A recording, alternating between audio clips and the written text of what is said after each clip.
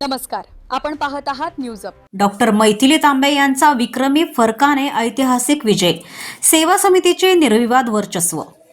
4 दशकांतील सर्वाधिक चुरशीच्या निवडणुकीत मतदारांच्या विकासावर विश्वास, मामा भाचे नेतृत्वाला जनतेची भक्कम साथ।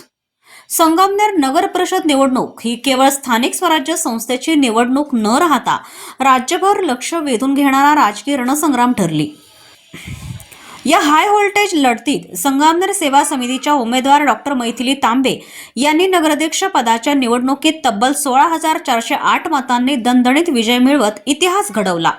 4 दशकांतील सर्वाधिक प्रतिष्ठेची मानली गेलेली ही निवडणूक तांबे थोरात विरुद्ध खताळ विखे अशा 2 बलाढ्य राजकीय घराण्यांमधील लढत ठरली होती।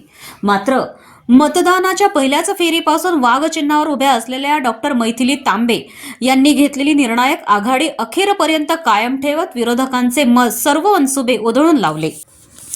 नगरसेवक पदाच्या निवडणुकीतही संगमनेर सेवा समितीने आपले निर्विवाद वर्चस्व सिद्ध करत एकूण जागांपैकी तब्बल 27 नगरसेवक निवडून आणले।